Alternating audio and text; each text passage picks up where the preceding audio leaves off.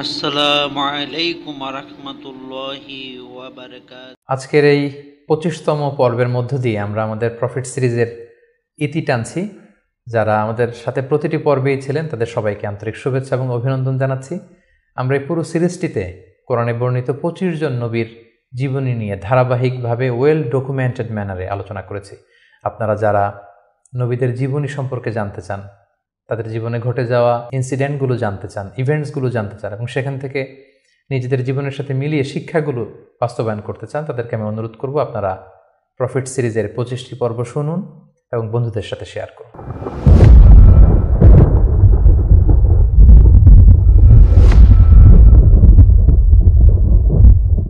আসসালামু আলাইকুম রহমতুল্লাহি ওয়া বারাকাতুহু। প্রফিট সিরিজের 25তম পর্বে আপনাদের সবাইকে স্বাগত। আজকের পর্বটি হচ্ছে প্রফিট সিরিজের সর্বশেষ পর্ব এবং এই পর্বে আমরা আমাদের প্রিয় নবী মুহাম্মদ রাসূলুল্লাহ সাল্লাল্লাহু আলাইহি ওয়াসাল্লামের জীবনী নিয়ে আলোচনা করব ইনশাআল্লাহ। কিন্তু শুধুমাত্র একটি পর্বে আমাদের প্রিয় নবীজির বর্ণাঢ্য জীবনী, এই পুরো জীবনীকে কাভার করা খুবই দুঃসাধ্য একটি ব্যাপার। তারপরেও আমরা চেষ্টা করব খুব সংক্ষিপ্ত পরিসরে, খুব প্রেসাইজলি তার জীবনের গুরুত্বপূর্ণ যে লাইফ ইভেন্টসগুলো আছে, ঘটনাগুলো আছে, সেগুলো খুব সংক্ষিপ্ত পরিসরে বর্ণনা করবার। সম্মানিত সুধী, আল্লাহ তাআলা প্রিয় নবী মুহাম্মদ রাসূলুল্লাহ সাল্লাল্লাহু আলাইহি ওয়াসাল্লামকে জাজিরাতুল আরবে পাঠিয়েছিলেন। যে শহরে তিনি প্রিয় হাবিবকে পাঠিয়েছিলেন সেই শহরটি হচ্ছে মক্কাতুল মুকাররমা এবং কুরাইশ বংশে রাসূল সাল্লাল্লাহু আলাইহি ওয়াসাল্লাম এসেছিলেন। বনু হাশিমি খানদানে তিনি এসেছিলেন এবং আরবি ভাষাভাষী জনগোষ্ঠীর মাঝে আল্লাহ তাআলা প্রিয় নবী সাল্লাল্লাহু আলাইহি ওয়াসাল্লামকে প্রেরণ করেছেন। তিনি তার 40 বছর বয়সে নবুয়ত লাভ করেছেন এবং সর্বশ্রেষ্ঠ আসমানি কিতাব আল কুরআন আল কারীম কিন্তু প্রিয় নবীজি মুহাম্মদ রাসূলুল্লাহ সাল্লাল্লাহু আলাইহি ওয়াসাল্লামের উপর নাজিল হয়েছে এবং দীর্ঘ 23 বছর ধরে মানবজাতির বিভিন্ন সমস্যার সমাধান দেওয়ার জন্য কোরআন আল্লাহ তাআলা নাজিল করেছিলেন। রাসূল সাল্লাল্লাহু আলাইহি ওয়াসাল্লাম পৃথিবীতে 63 বছর হায়াত পেয়েছেন এবং 63 বছর শেষে তিনি মদিনাতুল মুনাওয়ারাতে ইন্তেকাল করেন এবং সেখানেই তার নিজ হাতে প্রতিষ্ঠিত মসজিদে নববীর পাশে আজও তিনি শুয়ে আছেন। আমরা এই প্রফিট সিরিজে সৈয়দনা আদম আলাইহিস সালাম থেকে শুরু করে রাসূল সাল্লাল্লাহু আলাইহি ওয়াসাল্লাম পর্যন্ত কোরআনে বর্ণিত 25 জন নবীকে নিয়ে, তাদের জীবনী নিয়ে আমরা এখানে আলোচনা করছি। আর তারই ধারাবাহিকতায় রাসূল সাল্লাল্লাহু আলাইহি ওয়াসাল্লাম হচ্ছেন দ্য লাস্ট মেসেঞ্জার, সর্বশেষ নবী এবং সর্বশেষ রাসূল। আল্লাহ তাআলা সূরাতুল আহজাবে ইরশাদ করছেন, মা কানা মুহাম্মাদুন আবা আহাদিম মির রিজালিকুম ওয়ালাকিন রাসূলুল্লাহি ওয়া খাতামান নাবিয়্যিন। তিনি হচ্ছেন খাতামুন নাবিয়্যিন, সর্বশেষ নবী। নবী আসার সাইয়েদনা আদম আলাইহিস সালাম থেকে শুরু করে নবীদের আগমনের যে ধারাবাহিকতা, সেটার সিল মেরে রাসূল সাল্লাল্লাহু আলাইহি ওয়াসাল্লামের মাধ্যমে সিলড আপ করা হয়েছে। এই ধারাবাহিকতাকে কাট আপ করে দেওয়া হয়েছে, তারপরে কোনো নবী আসবে না। এবং রাসূল সাল্লাল্লাহু আলাইহি ওয়াসাল্লাম নিজেও ইরশাদ করেছেন যে লা নাবিয়্যা বা'দি, আমার পরে কেউই আর নবী হিসেবে আসবে না, আমি হচ্ছে শেষ নবী, শেষ রাসূল। এবং রাসূলুল্লাহ সাল্লাল্লাহু আলাইহি ওয়াসাল্লাম তিনি বনি ইসমাঈলের নবী, বনি ইসরাইলের নয়। আমরা জানি যে পৃথিবীতে নবীদের যে ধারাবাহিকতা, নবী আসার যে সিলসিলা, এটা ইব্রাহিম আলাইহিস সালাম থেকে 2 ভাগ হয়েছে। কারণ আমরা সাইয়েদনা ইব্রাহিম আলাইহিস সালামের পর্বে বলেছিলাম যে তিনি হচ্ছেন আবুল আম্বিয়া, সকল নবীদের বাবা। ইব্রাহিম আলাইহিস সালামের 2 জন পুত্র সন্তান ছিল, আমরা জানি, ইসহাক আলাইহিস সালাম, ইসমাঈল আলাইহিস সালাম। এই ইসহাক আলাইহিস সালামের সন্তান হচ্ছে ইয়াকুব আলাইহিস সালাম এবং এই চ্যানেলেই সব নবীরা এসেছে। ইয়াকুব আলাইহিস সালামের অপর নাম হচ্ছে ইসরাইল, ফলে এই চ্যানেলে যত নবী এসেছে তারা হচ্ছে বনি ইসরাইলের নবী। কিন্তু ইব্রাহিম আলাইহিস সালামের অপর সন্তান ইসমাঈল আলাইহিস সালামের চ্যানেলে কোনো নবী আসেনি। তো সব নবী যেহেতু ইসমাঈল আলাইহিস সালামের চ্যানেলে না এসে ইসহাক আলাইহিস সালামের চ্যানেলে এসেছে, সবাই ভেবেছিল শেষ নবীও হয়তো এই চ্যানেলেই আসবে। কিন্তু আল্লাহ তাআলা তাদের ধারণাকে নস্যাৎ করে দিয়ে সাইয়েদনা মুহাম্মদ রাসূলুল্লাহ সাল্লাল্লাহু আলাইহি সাল্লামকে ইসমাঈল আলাইহিস সালামের চ্যানেলে প্রেরণ করেছেন। তাই তিনি বনি ইসমাঈল, তিনি বনি ইসরাইল নন। এবং রাসূল সাল্লাল্লাহু আলাইহি ওয়াসাল্লাম তিনি হচ্ছেন বিশ্ব নবী, গ্লোবাল প্রফেট অথবা দ্য প্রফেট অব ইউনিভার্স।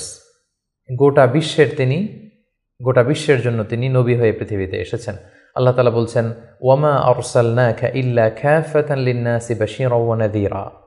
অর্থাৎ হে নবী, আমি আপনাকে গোটা বিশ্ববাসীর জন্য, পুরো মানব মণ্ডলীর জন্য আপনাকে আমি সুসংবাদ দানকারী এবং ভীতি প্রদর্শনকারী হিসেবে প্রেরণ করেছি। এবং সহিহ বুখারীর বর্ণনায় আল্লাহর হাবিব সাল্লাল্লাহু আলাইহি ওয়াসাল্লাম ফরমান যে আমাকে আল্লাহ তাআলা এমন 5টি নেয়ামত দিয়েছেন যেটা অন্য কোনো নবীকে দেননি। এর মধ্যে একটা হচ্ছে, অন্যান্য সকল নবীকে আল্লাহ তাআলা বিশেষ জনপদের জন্য, বিশেষ জাতিগোষ্ঠীর জন্য নবী করে প্রেরণ করেছেন, কিন্তু আমাকে আল্লাহ তাআলা গোটা মানব মণ্ডলীর জন্য প্রেরণ করেছেন। রাসূল সাল্লাল্লাহু আলাইহি ওয়াসাল্লাম বলেন, ওয়া কানা নাবিয়্যু ইউবআসু ইলা কওমিহি খাসসা, নবীদেরকে তাদের নির্দিষ্ট কওমে, জাতির কাছে নবী হিসেবে পাঠানো হয়েছে। ওয়া বুইসতু ইলান নাসি কাফা, আর আমি গোটা মানব মণ্ডলীর জন্য, বিশ্ববাসীর জন্য নবী হয়ে প্রেরিত হয়েছে। এবং রাসূলুল্লাহ সাল্লাল্লাহু আলাইহি ওয়াসাল্লামকে তিনি বলেছেন যে আমাকে শাফাআতের সুযোগ দেয়া হবে কিয়ামতের দিন, যে ভয়ঙ্করতম দিনে নবীরাও থারথার করে কাঁপতে থাকবে আল্লাহ তাআলার সামনে, একটি টু শব্দ করার সাহসটুকুন পাবে না, কোনো কথা বলার সাহস পাবে না। ঠিক সেই মুহূর্তে আল্লাহ রাসূল সাল্লাল্লাহু আলাইহি ওয়াসাল্লামকে শাফাআতের অনুমতি দেওয়া হবে। সুবহানাল্লাহি ওয়া বিহামদিহি। রাসূলুল্লাহ সাল্লাল্লাহু আলাইহি ওয়াসাল্লামের অনেকগুলো নাম রয়েছে। হাদিসে এসেছে যে রাসূল সাল্লাল্লাহু আলাইহি ওয়াসাল্লামের এক নাম হচ্ছে আল মাহি, আল আকিব, আল হাশির, কিন্তু কালামুল্লাহ মাজিদে রাসূল সাল্লাল্লাহু আলাইহি ওয়াসাল্লামের 2টি নাম উল্লেখিত হয়েছে। একটি হচ্ছে মুহাম্মদ আর একটা আহমদ। আল্লাহ তাআলা বলছেন, ওমা মুহাম্মাদুন ইল্লা রাসূল কদ খালাত মিন ক্বাবলিহির রুসুল, মুহাম্মদ তো একজন নবী, আর তার আগে অনেক নবী পৃথিবীতে এসেছিলেন, তারা আবার বিদায় নিয়েছেন। তাহলে মুহাম্মদ নামটি পেলাম। মুহাম্মদ নাম ছাড়াও তার আরেকটি নাম কোরআনে উল্লেখিত হয়েছে, সেটা হচ্ছে আহমদ। সাইয়েদনা ঈসা আলাইহিস সালামের ভাষায় ইয়াতি মিন বাদি ইসমুহু আহমদ, তিনি বলেছিলেন যে আমার পরে একজন নবী আসবে, তার নাম হবে আহমদ। তাহলে কোরআনে রাসূল সাল্লাল্লাহু আলাইহি ওয়াসাল্লামের 2টি নাম পাওয়া যায়, একটা মুহাম্মদ, একটা আহমদ। এবং রাসূল সাল্লাল্লাহু আলাইহি ওয়াসাল্লামকে আল্লাহ তাআলা আমাদের জন্য মডেল বানিয়ে পাঠিয়েছেন। সব ক্ষেত্রে তিনি আমাদের model, the best standard of character. আল্লাহ তাআলা ইরশাদ করছেন, ওয়া ইন্নাকা লা আলা খুলুকিন আযীম, নবী হে আপনি সুমহান চরিত্রের উপর প্রতিষ্ঠিত, আপনার চরিত্র হচ্ছে অনুকরণীয় চরিত্র, গোটা বিশ্ববাসী আপনার চরিত্র থেকে শিখবে, জানবে, আলোকিত হবে। এবং রাসূল সাল্লাল্লাহু আলাইহি ওয়াসাল্লাম হচ্ছে the best example to follow. এই পৃথিবীতে যার ফলোয়ার হওয়া যায়, যাকে অনুসরণ করা যায়, যাকে অনুকরণ করা যায়, তার মধ্যে শ্রেষ্ঠতম হচ্ছে আমাদের পেয়ারা হাবিব মুহাম্মদ রাসূলুল্লাহ সাল্লাল্লাহু আলাইহি ওয়াসাল্লাম। আল্লাহ তাআলা ইরশাদ করছেন, লাকাদ কানা লাকুম ফি রাসূলিল্লাহি উসওয়াতুন হাসানা, অর্থাৎ তোমাদের রাসূলের মধ্যেই রয়েছে তোমাদের জন্য সর্বোত্তম আদর্শ। আমরা যেন তাকে আমাদের জীবনের মডেল, আমাদের জীবনের আইকন, আমাদের জীবনের আদর্শ হিসেবে গ্রহণ করি। এজন্য আল্লাহ তাআলা রাসূল সাল্লাল্লাহু আলাইহি ওয়াসাল্লামকে আমাদের জন্য উসওয়াতুন হাসানা, অনুকরণীয় উত্তম আদর্শ হিসেবে তিনি রাসূল সাল্লাল্লাহু আলাইহি ওয়াসাল্লামকে আমাদের কাছে প্রেরণ করেছেন। এবং তিনি শুধু মুসলিমদের জন্য নবী হয়ে আসেননি, তিনি শুধু বিশ্বাসীদের কাছেই নবী হয়ে আসেননি, তিনি শুধু আরববাসীদের কাছেই নবী হয়ে আসেননি, তিনি গোটা বিশ্বের জন্য রহমত হয়ে এসেছেন। Mercy for the entire universe. আল্লাহ তাআলা ইরশাদ করছেন, ওয়ামা আরসালনাকা ইল্লা রাহমাতাল লিল আলামিন, I have sent you as a mercy for the entire universe. নবী হে আমি আপনাকে গোটা বিশ্ববাসীর জন্য রহমত করে প্রেরণ করেছি, রহমত স্বরূপ প্রেরণ করেছি। তিনি রাহমাতাল লিল আলামিন, তিনি গোটা বিশ্বের অ্যাসেট, গোটা বিশ্ব তার কাছ থেকে ভদ্রতা, সভ্যতা, ওহির জ্ঞান সব কিছু শিখবে। শুধু আমরাই রাসূল সাল্লাল্লাহু আলাইহি ওয়াসাল্লামের সুন্নাহ বা ট্র্যাডিশন থেকে আলোকিত হবে এমনটা নয়, তিনি সবার জন্য শিক্ষণীয়, অনুকরণীয়, অনুসরণীয়, তিনি গোটা বিশ্ববাসীর জন্য রহমত। প্রিয় সুধী, যেহেতু তিনি আমাদের জন্য আদর্শ, সেহেতু রাসূল সাল্লাল্লাহু আলাইহি ওয়াসাল্লাম আমাদের জন্য যা নিয়ে এসেছেন সেটাকে যেন আমরা আঁকড়ে ধরি। এটা আল্লাহ তাআলার ভার্ডিক্ট, অর্ডার। আল্লাহ তাআলা ইরশাদ করছেন, ওয়ামা আতাকুমুর রাসূলু ফাখুযুহু ওয়ামা নাহাকুম আনহু ফান্তাহু। রাসূল সাল্লাল্লাহু আলাইহি ওয়াসাল্লাম তোমাদের জন্য যা নিয়ে এসেছেন সেটাকে ধরো, সেটাকে গ্রহণ করো, সেটাকে মানো। আর যেটা থেকে রাসূল সাল্লাল্লাহু আলাইহি ওয়াসাল্লাম তোমাদেরকে বারণ করেছেন সেটা থেকে তোমরা দূরে থাকো। এবং আমরা যদি আল্লাহ তাআলার ভালোবাসা পেতে চাই, সেক্ষেত্রে আল্লাহ তাআলা শর্ত জুড়ে দিয়েছেন যে আমার ভালোবাসা যদি পেতে চাও আমার নবীর অনুসরণ করো। আল্লাহ তাআলা বলছেন, কুল ইন কুনতুম তুহিব্বুনাল্লাহা ফাত্তাবিউনি ইউহিব্বুকুমুল্লাহ। আল্লাহ বলছেন, নবী হে আপনি জানিয়ে দিন যে তোমরা যদি আমি আল্লাহর ভালোবাসা পেতে চাও, তাহলে হে নবী আপনি বলুন যে ফাত্তাবিউনি, আমি নবীর অনুসরণ করো, তাহলে ইউহিব্বুকুমুল্লাহ, আল্লাহ তাআলা তোমাদেরকে ভালোবাসবেন। তো রাসূল সাল্লাল্লাহু আলাইহি ওয়াসাল্লামের ফলোয়ার হিসেবে, রাসূলুল্লাহ সাল্লাল্লাহু আলাইহি ওয়াসাল্লামের উম্মত হিসেবে আমাদের দায়িত্ব হচ্ছে রাসূল সাল্লাল্লাহু আলাইহি ওয়াসাল্লাম আমাদের জন্য যে শিক্ষা নিয়ে এসেছেন, যে হেদায়েত নিয়ে এসেছেন, যে আলোকবর্তিকা নিয়ে এসেছেন, কোরআন নিয়ে এসেছেন, এটা শিক্ষা যেন আমরা আমাদের ব্যক্তি জীবনে, সমাজ জীবনে, রাষ্ট্রীয় জীবনে যেন আমরা বাস্তবায়ন করি, এটা যেন আমরা আমাদের জীবনে ইমপ্লিমেন্ট করি। আমরা প্রফেট সিরিজের বিভিন্ন পর্বে বিভিন্ন নবীদের জীবন নিয়ে যখন আমরা আলোকপাত করেছিলাম, আমরা বলেছিলাম যে as a proof of their prophethood আল্লাহ সুবহানাহু ওয়া তাআলা প্রোভাইডস দেম মুআজিজা। তারা যে নবী, তার প্রমাণ হিসেবে আল্লাহ তাআলা নবীদেরকে মুআজিজা দিয়ে থাকেন। রাসূল সাল্লাল্লাহু আলাইহি ওয়াসাল্লামের জীবনীতেও আমরা দেখব যে অসংখ্য মুআজিজা ছিল। আমরা একটির কথা যদি উল্লেখ করি যে মক্কার কুরাইশরা যখন রাসূল সাল্লাল্লাহু আলাইহি ওয়াসাল্লামকে নবী হিসেবে মানতে যাচ্ছিল না, রাসূল সাল্লাল্লাহু আলাইহি ওয়াসাল্লাম বললেন যে চাঁদকে যদি দ্বিখণ্ডিত করতে পারি তোমরা কি মেনে নিবে যে আমি আল্লাহ রাসূল? তারা বলল যে মেনে নিব। রাসূল সাল্লাল্লাহু আলাইহি ওয়াসাল্লাম আঙ্গুল উঁচু করলেন, চাঁদের দিকে ইঙ্গিত করলেন, চাঁদ দ্বিখণ্ডিত হয়ে দুই ভাগ হয়ে গেল। সুবহানাল্লাহ। আল্লাহ তাআলা সূরাতুল কমারে ইরশাদ করছেন, ইকতারাবাতিস সাআতু ওয়ানশাক্কাল কমর ওয়া ইন ইয়ারা আয়াতান ইউরিদু ওয়া ইয়াকুলু সিহরুম মুস্তামির। রাসূল সাল্লাল্লাহু আলাইহি ওয়াসাল্লাম চাঁদ দ্বিখণ্ডিত করে ফেললেন, কিন্তু এই চমৎকার এই মুআজিজা দেখার পরেও তারা কিন্তু ঈমান আনলো না। তারা বলল, তুমি জাদু করেছো, চাঁদের মধ্যে ভেলকিবাজি করেছো, এমন বড় জাদুকর তুমি চাঁদের উপরও জাদুর প্রভাব খাটিয়েছ। তো এভাবে রাসূল ইসলাম যখনই কোরআনের আয়াত বলতেন, কোনো মুআজিজা দেখাতেন, তারা হয়তো রাসূল ইসলামকে জাদুকর বলতো, কখনো বলতো তুমি পাগল, কখনো বলতো তুমি কবি, কখনো বলতো তুমি গণক। নাউযুবিল্লাহি মিন যালিক। এভাবে রাসূল সাল্লাল্লাহু আলাইহি ওয়াসাল্লাম অনেকগুলো মুআজিজা তার জীবনে আমরা দেখতে পাই, যেগুলো তার মধ্যে থেকে অন্যতম মুআজিজা হচ্ছে তিনি চাঁদকে দ্বিখণ্ডিত করেছিলেন। এবং রাসূল সাল্লাল্লাহু আলাইহি ওয়াসাল্লাম জন্মের আগেই, যেগুলোকে মুবাশশিরাত বা ইরহাসাত বলে, নবী হওয়ার আগে এমন কিছু অলৌকিক ঘটনা, এরকম অনেক ঘটনা কিন্তু ঘটেছে। যেমন রাসূল সাল্লাল্লাহু আলাইহি ওয়াসাল্লামের প্রিয় মাতা আমেনা যখন গর্ভবতী ছিলেন, তখন তিনি দেখেছেন যে তার পেট থেকে একটা আলো বের হয়ে এটা শাম দেশের বড় বড় প্রাসাদগুলোকে আলোকিত করছে। এটা কিন্তু রাসূল সাল্লাল্লাহু আলাইহি ওয়াসাল্লাম যে পৃথিবীতে আসবেন তার আগাম একটা বার্তা। সম্মানিত সুধী, আমরা এই পর্যায়ে রাসূলুল্লাহ সাল্লাল্লাহু আলাইহি ওয়াসাল্লামের সরাসরি জীবনের দিকে যাব, ধারাবাহিক জীবন পরিক্রমা আলোচনা করব এবং বুঝবার সুবিধার্থে আমরা রাসূল সাল্লাল্লাহু আলাইহি ওয়াসাল্লামের পুরো জীবনীকে 3টি ভাগে ভাগ করেছি। তার প্রথম ভাগে আমি রাসূল সাল্লাল্লাহু আলাইহি ওয়াসাল্লামের জন্ম থেকে শুরু করে নবুয়ত পর্যন্ত এই 40 বছরের বর্ণনা দিব। সেক্ষেত্রে বয়স অনুসারে এই বর্ণনাটি দেয়া হবে। দ্বিতীয় ভাগে আমরা মক্কায় নবুয়তির যে 13 বছর, এই 13 বছরের বর্ণনা দিব। সেক্ষেত্রে নবুয়তির সন ভিত্তিক বর্ণনা দেয়া হবে। এবং সবশেষে আমরা মদিনায় রাসূল সাল্লাল্লাহু আলাইহি ওয়াসাল্লাম যে 10টি বছর কাটিয়েছেন, তৃতীয় পর্বে বা তৃতীয় ভাগে আমরা সেটির বর্ণনা দিব, আর সেটা হবে হিজরি সন ভিত্তিক বর্ণনা। তাহলে সম্মানিত সুধী, আর কাল বিলম্ব না করে আমরা রাসূল সাল্লাল্লাহু আলাইহি ওয়াসাল্লামের বায়োগ্রাফির একেবারে মূল পর্বে চলে যাই। আমরা বলেছি যে প্রথম পর্বে আমরা রাসূল সাল্লাল্লাহু আলাইহি ওয়াসাল্লামের প্রথম 40টি বছরের বর্ণনা দিব, জন্ম থেকে শুরু করে নবী হওয়ার আগ পর্যন্ত। আমরা শুরুতেই বলেছি যে তিনি মাক্কাতুল মুকাররমায় এসেছেন, তিনি কুরাইশ বংশে জন্মগ্রহণ করেছেন, বনু হাশেম ছিল ওনার খানদান, এবং রাসূলুল্লাহ সাল্লাল্লাহু আলাইহি ওয়াসাল্লামের পিতার নাম ছিল আব্দুল্লাহ, মায়ের নাম ছিল আমিনা, দাদার নাম ছিল আব্দুল মুত্তালিব। এবং দুঃখজনক হলেও সত্য যে রাসূলুল্লাহ সাল্লাল্লাহু আলাইহি সাল্লামের মাতা পিতার সংসার 7 দিনের বেশি ছিল না। মাত্র বিয়ের পরে তারা 7 দিনের মতো, 1 সপ্তাহের মতো সংসার করেছিলেন। সেই সাংসারিক জীবনেই রাসূল সাল্লাল্লাহু আলাইহি ওয়াসাল্লাম মায়ের গর্ভে এসেছেন। এবং রাসূল সাল্লাল্লাহু আলাইহি ওয়াসাল্লামের পিতা আব্দুল্লাহ তিনি ব্যবসার সফরে বেরিয়ে গিয়েছিলেন, ফেরবার পথে তিনি সেখানে ইন্তেকাল করেছেন। তখন রাসূল সাল্লাল্লাহু আলাইহি ওয়াসাল্লামের বয়স হচ্ছে মায়ের পেটের ভেতরে মাত্র 2 মাস। মায়ের পেটে থাকতেই তিনি বাবাহারা হয়েছেন।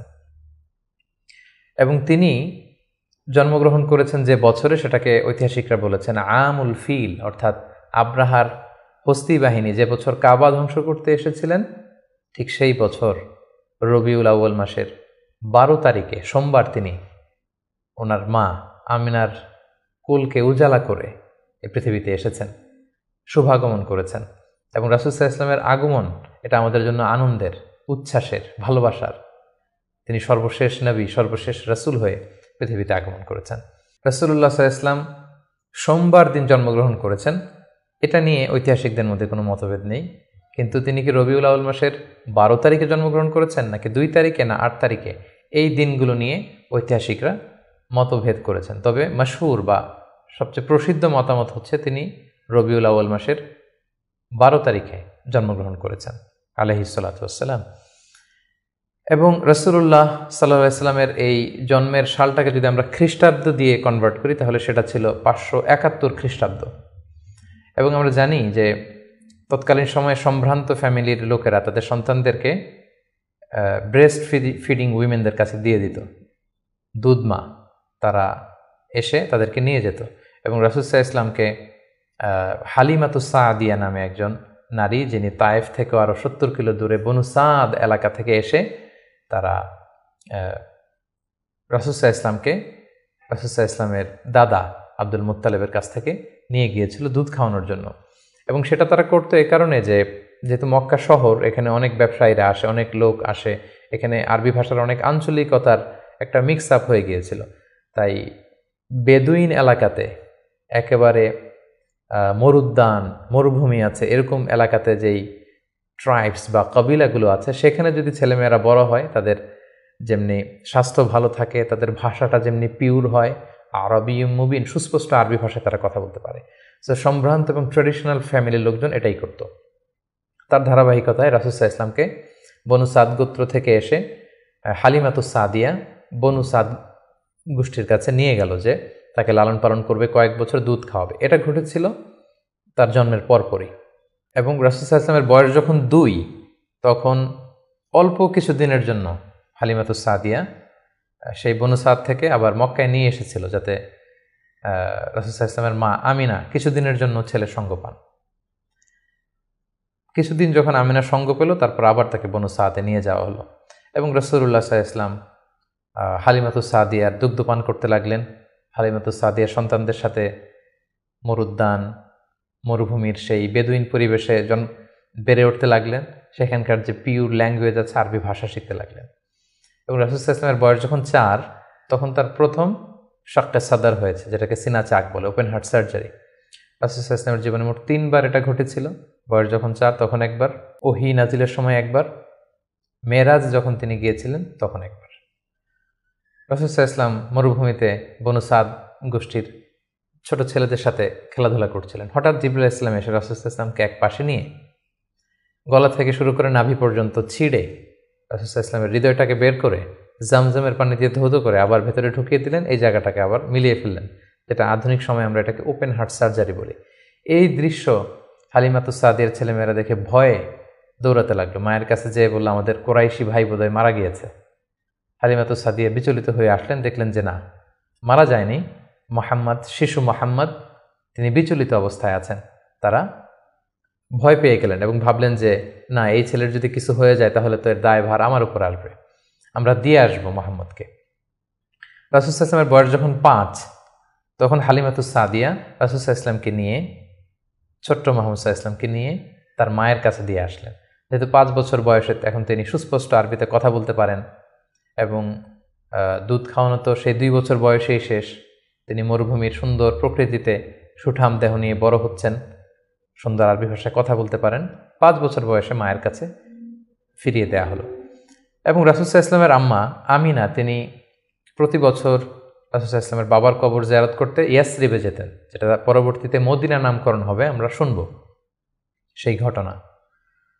প্রতি বছর যেহেতু তিনি যান, রাসূল সাল্লাল্লাহু আলাইহি ওয়াসাল্লামকে যখন নিয়ে আসা হলো, তার পরের বছর তিনি রাসূল সাল্লাল্লাহু আলাইহি ওয়াসাল্লামকে নিয়ে রাসূল সাল্লাল্লাহু আলাইহি ওয়াসাল্লামের বাবার কবর জিয়ারত করতে গেলেন। রাসূল সাল্লাল্লাহু আলাইহি ওয়াসাল্লামের বয়স তখন 6 বছরের ছোট্ট বালক।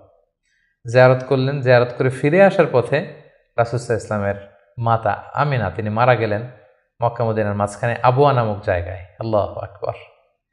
বয়স যখন মায়ের পেটে 2 মাস, বাবা হারা হলেন, পিতৃহারা। বয়স যখন মাত্র 6, মাতৃহারা, এখন কমপ্লিট ইয়াতিম মুহাম্মদ সাল্লাল্লাহু আলাইহি ওয়াসাল্লাম, বাবা মা হারা।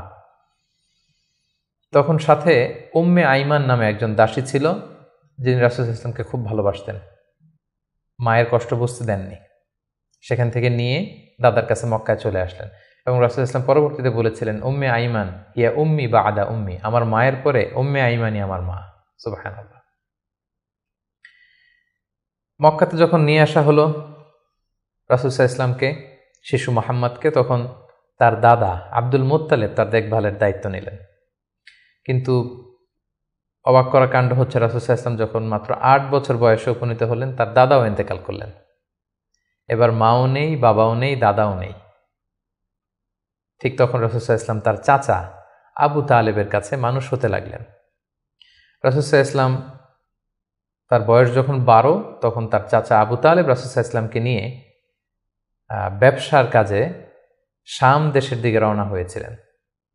আমরা সেখানে বুহাইরা আর রাহেব, যে খ্রিস্টান পাদ্রী, তার গুরু পাদ্রীর কাছে শুনেছিলেন যে শেষ জামানার নবী তার শৈশব বয়সে বা কৈশোর বয়সে এই মরুভূমির পাশ দিয়ে যাবে। এটা শোনার পর থেকে বুহাইরা বছরের পর বছর এখানে ধ্যানমগ্ন থাকতো এবং অপেক্ষা করত। লম্বা ঘটনা। সম্মানিত, শুধু আমরা বলে রাখি যে আমরা কোনো ঘটনাতেই লম্বা চূড়া ঢুকে যাব না। আমরা শুধু কখন কি ইনসিডেন্ট হয়েছিল সেটা একটু করে আপনাদের সাথে শেয়ার করবার চেষ্টা করব। বুহাইরা আর রাহেব তার চাচা আবু তালেবকে বলল, এই ছেলে মুহাম্মদ নবী হবে, তার ভবিষ্যৎ অনেক উজ্জ্বল, ইহুদিরা যাতে জানতে না পারে, তুমি ফিরে যাও। এই ঘটনাটা তার বয়স যখন 12 তখন ঘটেছিল। রাসূল সাল্লাল্লাহু আলাইহি ওয়াসাল্লামের বয়স যখন 13, তখন থেকে তিনি মক্কার লোকদের ছাগল চড়াতে শুরু করলেন, মেষ পালক হিসেবে ক্যারিয়ার শুরু করলেন। অল্প কিছু পারিশ্রমিকের বিনিময়ে তিনি এটা করতেন। এটা শুধু রাসূল সাল্লাল্লাহু আলাইহি ওয়াসাল্লামের জীবনীতেই নয়, সমস্ত আম্বিয়া আলাইহিস সালামের জীবনীতে এটা ঘটেছে।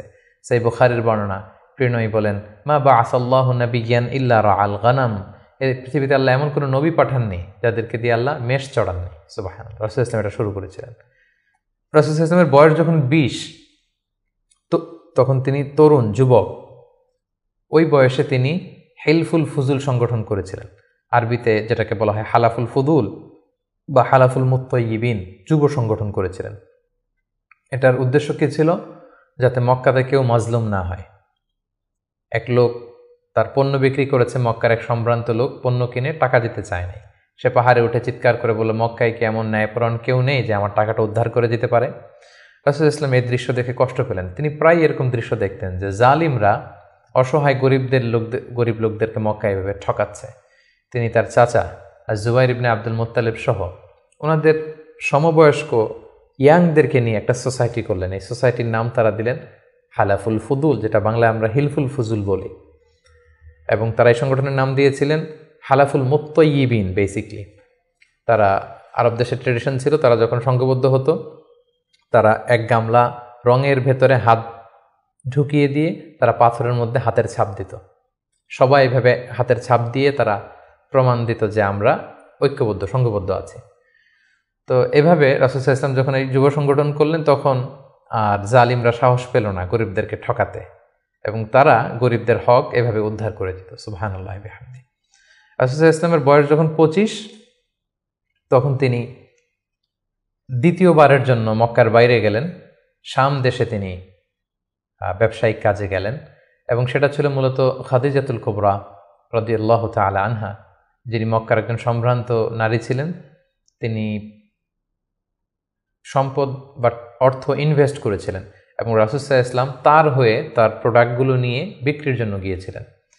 এবং তিনি সফর শেষে অঢেল সম্পদ, অঢেল অর্থ করে তিনি প্রফিট করে দিয়েছিলেন অন বিহাফ অফ খাদিজা রাদিয়াল্লাহু তাআলা। এবং খাদিজা রাদিয়াল্লাহু তাআলা এটা দেখে খুব খুশি হয়েছিলেন, এবং রাসূল সাল্লাল্লাহু আলাইহি ওয়াসাল্লামের যে পোর্শন সেটাও রাসূল সাল্লাল্লাহু আলাইহি ওয়াসাল্লাম পেয়েছিল। এই সফরে, এই ব্যবসায়িক সফরে খাদিজা রাদিয়াল্লাহু তাআলা আনহার একজন দাসী ছিল, নাম মাইসারা। তিনি ছিলেন সফর সঙ্গে, কাফেলার মধ্যে তিনিও ছিলেন। সফর শেষে যখন রাসূল সাল্লাল্লাহু আলাইহি ওয়াসাল্লাম অনেক লাভ করে, প্রফিট করে ফিরলেন, তখন খাদিজা রাদিয়াল্লাহু তাআলা আনহা খুব খুশি হলেন। এবং মাইসারা তখন খাদিজাকে জানান দিল যে, খাদিজা, এই মানুষ মুহাম্মদ কোনো সাধারণ মানুষ নন। খাদিজা বললেন, তাই নাকি? কি দেখেছ তুমি এই থ্রু আউট দ্য জার্নি, এই পুরো সফরে তুমি কি খেয়াল করেছো? তিনি বললেন যে মুহাম্মাদের চলন বলন কথা এটা আলাদা, অন্য সবার চেয়ে, কাফেলার প্রত্যেকটা পুরুষের চেয়ে আলাদা। তিনি অন্যরকম, তিনি সাধারণ কোনো মানুষ নন, অসাধারণ একজন মানুষ। তার কথা বার্তা, তার চলা ফেরা, তার আচরণ, তার ডিলিংস, তার বুদ্ধিমত্তা অসাধারণ। মাইসারা যখন এই কথা বলল, তখন খাদিজাতুল কুবরা তিনি রাসূল সাল্লাল্লাহু আলাইহি ওয়াসাল্লামের প্রতি আকৃষ্ট হলেন। তার একজন কাছের বান্ধবীর কাছে শেয়ার করলেন। তারা সবাই মিলে রাসূল সাল্লাল্লাহু আলাইহি ওয়াসাল্লামের চাচাদের কাছে যেয়ে বললেন যে, রাসূল সাল্লাল্লাহু আলাইহি ওয়াসাল্লামকে খাদিজা পছন্দ করে, আমরা বিয়ের ব্যাপারে ভাবতে পারি কিনা। চাচারা রাসূল সাল্লাল্লাহু আলাইহি ওয়াসাল্লামকে জানালেন, রাসূল সাল্লাল্লাহু আলাইহি ওয়াসাল্লাম এগ্রি করলেন।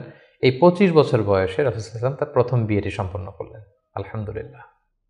এবং রাসূল সাল্লাল্লাহু আলাইহি ওয়াসাল্লাম 20টি উট দিয়েছিলেন as a dowry, as a মাহার, বিয়ের মাহার হিসেবে খাদিজা রাদিয়াল্লাহু তাআলা আনহাকে 20টা উট দিয়েছিলেন। রাসূল সাল্লাল্লাহু আলাইহি ওয়াসাল্লামের বয়স যখন 30, খাদিজা রাদিয়াল্লাহু তাআলা আনহা রাসূল সাল্লাল্লাহু আলাইহি ওয়াসাল্লামের ঘরকে উজালা করে তার প্রথম সন্তান, কন্যা সন্তান জন্মগ্রহণ করলো, জাইনাব। রাসূল সাল্লাল্লাহু আলাইহি ওয়াসাল্লামের বয়স যখন 33, দ্বিতীয় কন্যা সন্তান রুকাইয়া জন্মগ্রহণ করলো। রাসূল সাল্লাল্লাহু আলাইহি ওয়াসাল্লামের বয়স যখন 34, তৃতীয় কন্যা সন্তান উম্মে কুলসুম আসলো। রাসূল সাল্লাল্লাহু আলাইহি ওয়াসাল্লামের বয়স যখন 35, ফাতেমা রাদিয়াল্লাহু তাআলা আনহা তিনি জন্মগ্রহণ করলেন। এবং তখন কাবা ঘরের একটা রিনোভেশন হলো। আগুন লেগে বন্যার পানিতে কয়েকবার কাবা ধ্বংস হয়ে গিয়েছিল। ঠিক সেই সময়তে রাসূল সাল্লাল্লাহু আলাইহি ওয়াসাল্লামের বয়স যখন 35, কাবাকে আবার রিবিল্ড অফ কাবা বা রিনোভেশন অফ কাবা করা হয়েছিল। ইব্রাহিম আলাইহিস সালামের যে ভিত্তির উপর কাবা তৈরি করেছিলেন, সেই ভিত্তি ঠিক রেখে পাথর এনে কাবা নির্মাণ করা হয়েছিল।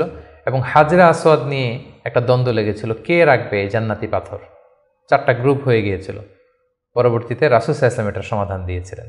রাসূলুল্লাহ সাল্লাল্লাহু আলাইহি ওয়াসাল্লামের বয়স যখন 37 বছর, তখন থেকে তিনি একাকী নির্জনে ইবাদত করতেন, ধ্যানমগ্ন থাকতেন।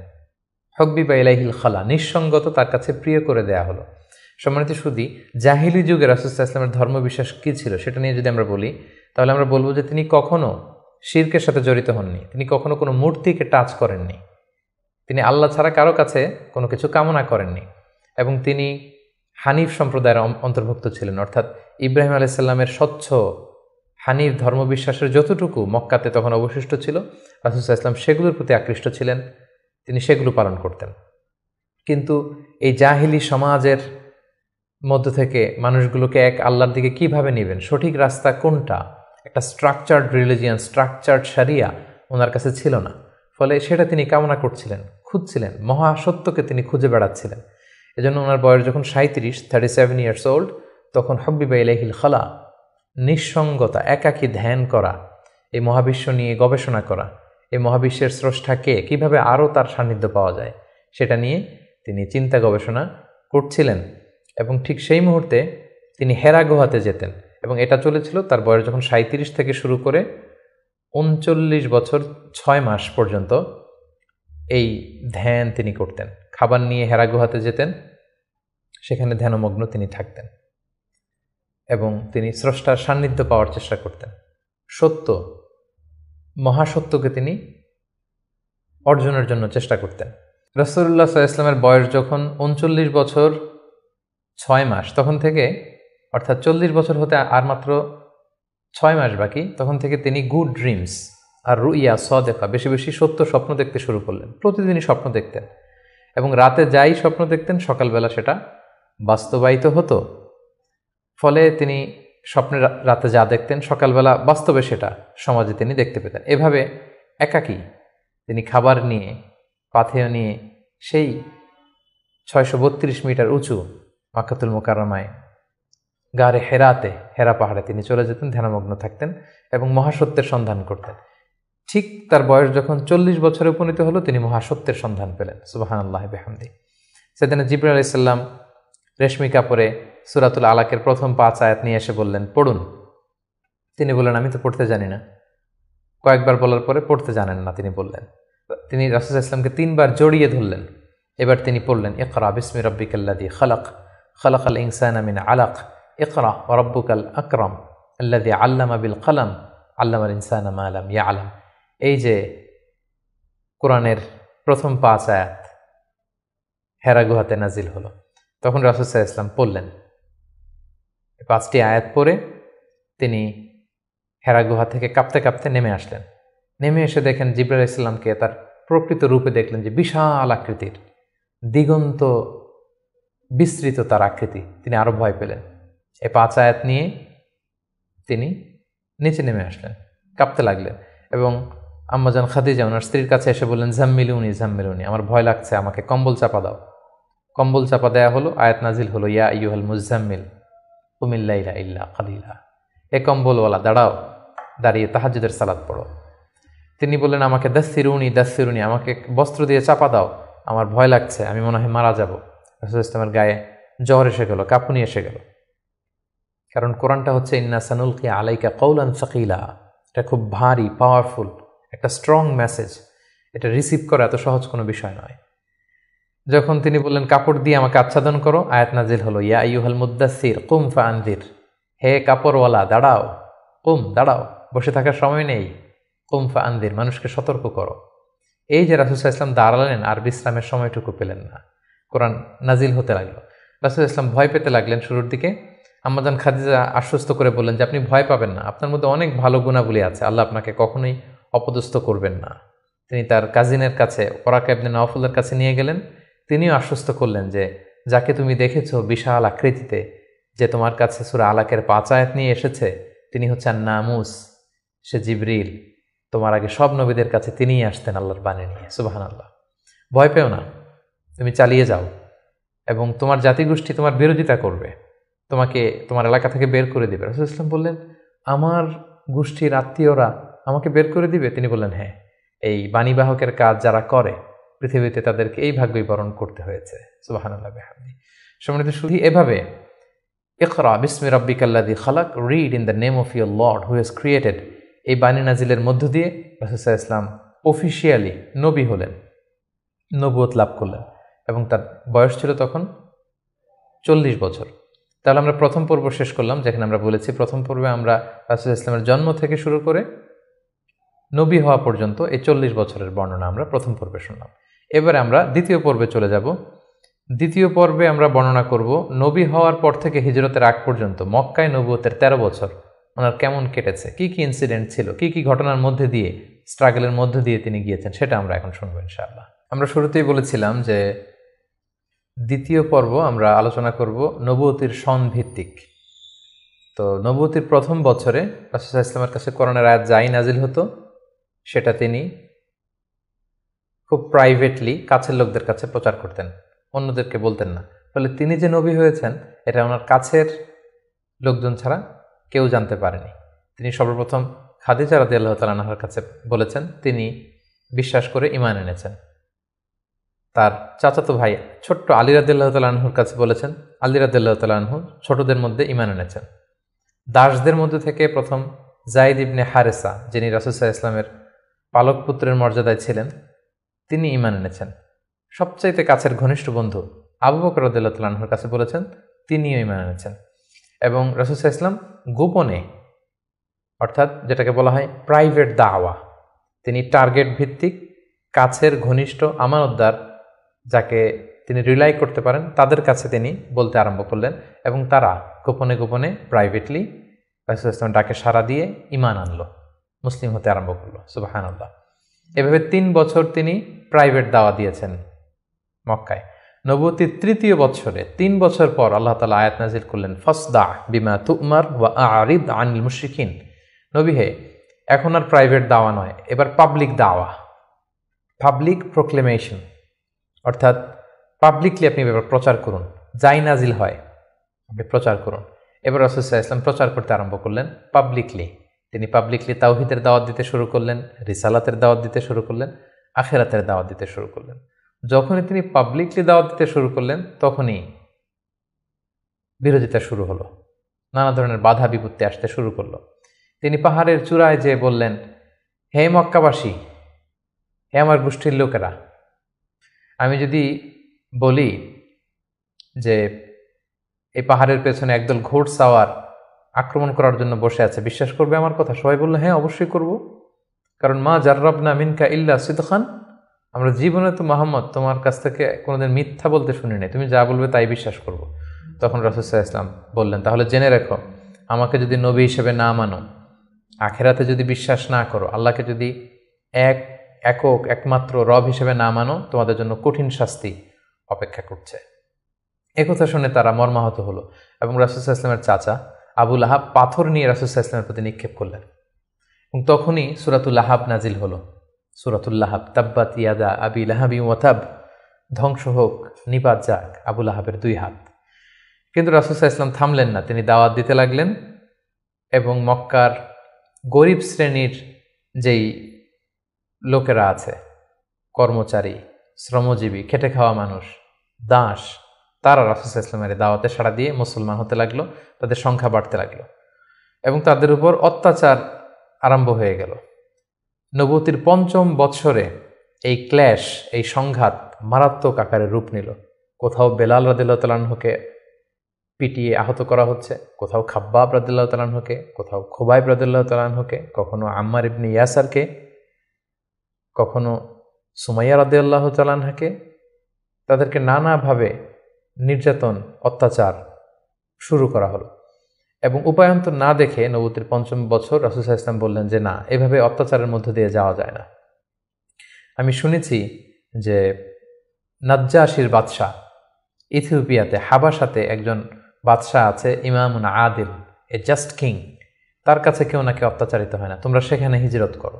নবুয়তির ৫ম বৎসর একটা বিশাল সংখ্যক মুসলিম সাহাবি তারা আবিসিনিয়াতে হিজরত করলো এবং এই বছরই পাপিষ্ঠ আবু জাহাল বর্ষার আঘাতে ইসলামের প্রথম নারী শাহিদা সুমাইয়া রাদিয়াল্লাহু তাআলা আনহাকে তিনি শহীদ করে দিয়েছিলেন, হত্যা করেছিলেন।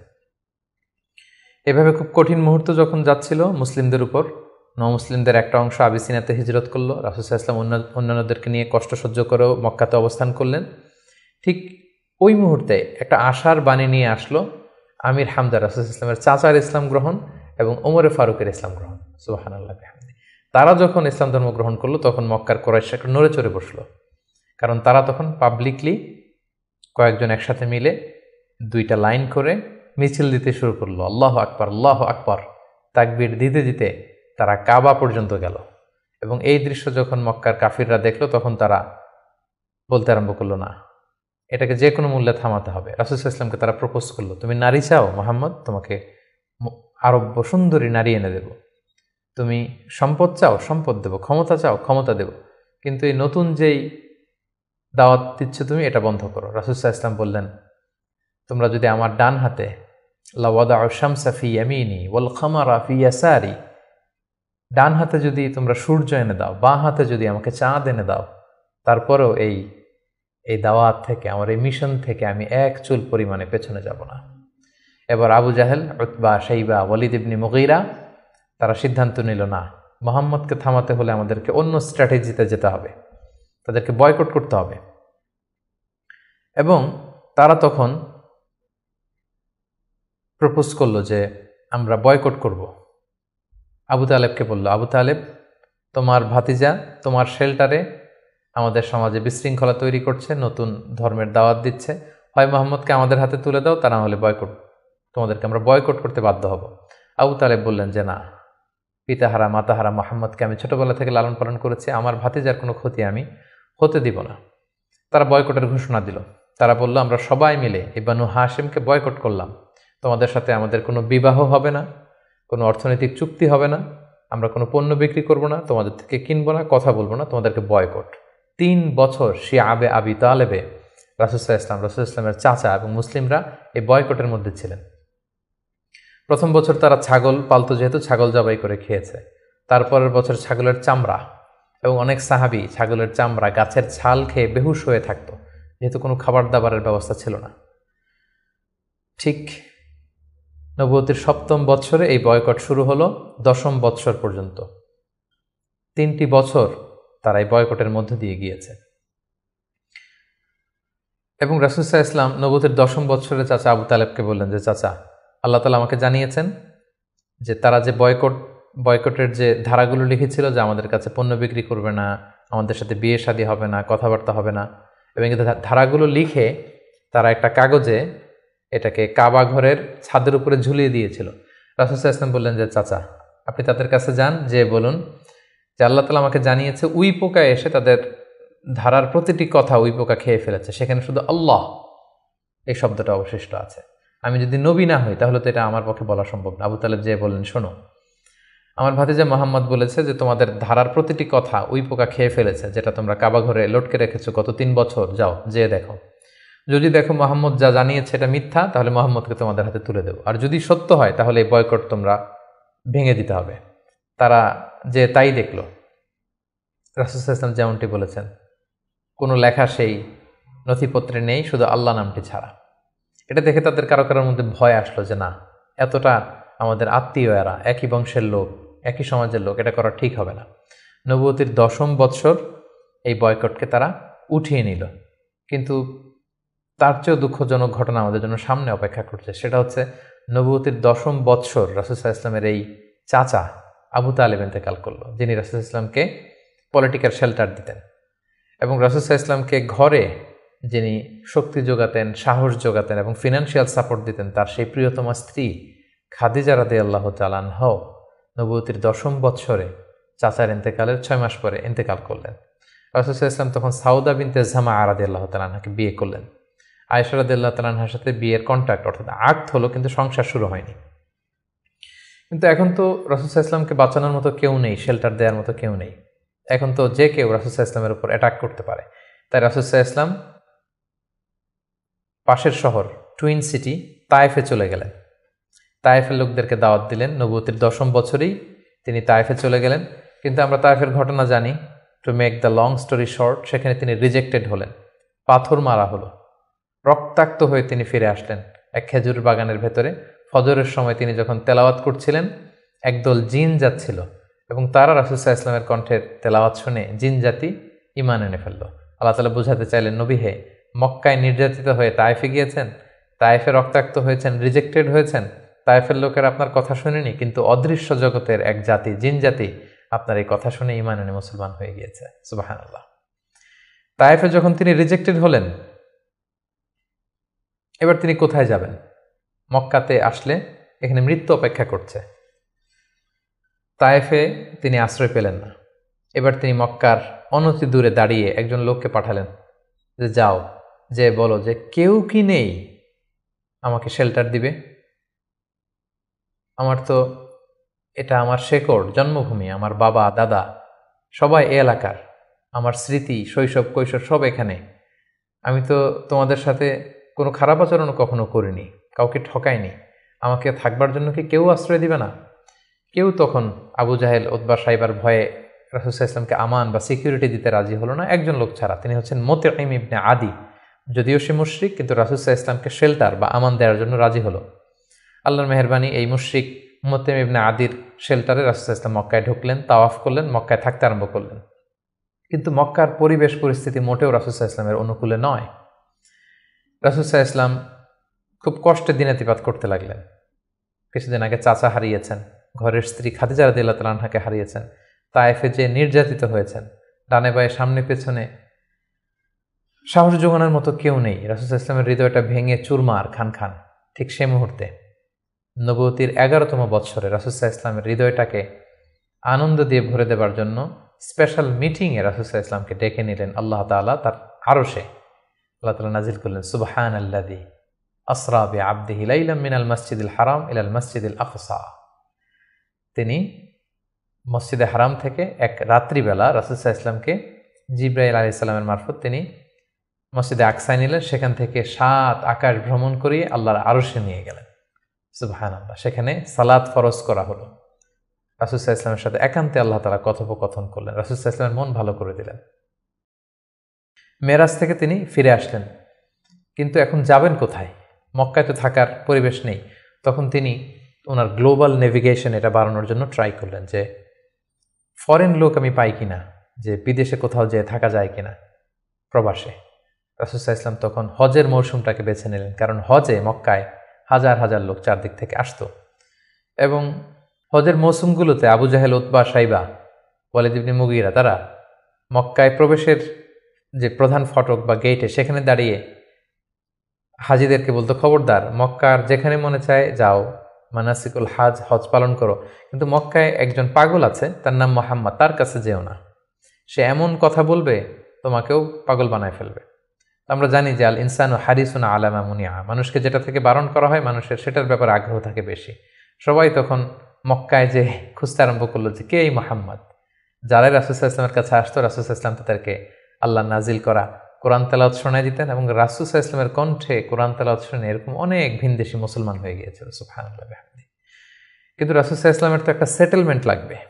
কোথায় যাবেন তিনি? তিনি মিনাতে এবং আকাবাতে খুঁজতে আরম্ভ করলেন। নবুয়তির 11তম বৎসরে খুঁজতে খুঁজতে হঠাৎ মিনার একটা টেন্টে, তাঁবুতে তিনি ঢুকলেন। 6 জন লোক সেখানে বসা। রাসূল সাল্লাল্লাহু আলাইহি ওয়াসাল্লাম জিজ্ঞেস করলেন, তোমরা কারা? তারা বলল, আমরা খাজরাজ গোষ্ঠীর মানুষ, ইয়াসরিব আমাদের বাড়ি, মদিনার পূর্ব নাম ছিল ইয়াসরিব, তাদের সংখ্যা ছিল মাত্র 6 জন। সুবহানাল্লাহ। আসলে পৃথিবীতে যত বড় কাজ হয়েছে, যত বিপ্লব হয়েছে, এগুলো কিন্তু হয়েছে সামান্য কয়েকজন লোক থেকে শুরু হয়েছে, পরে এটা বিপ্লবের রূপ নিয়েছে। এই যে দেখেন, ইমানের বীজ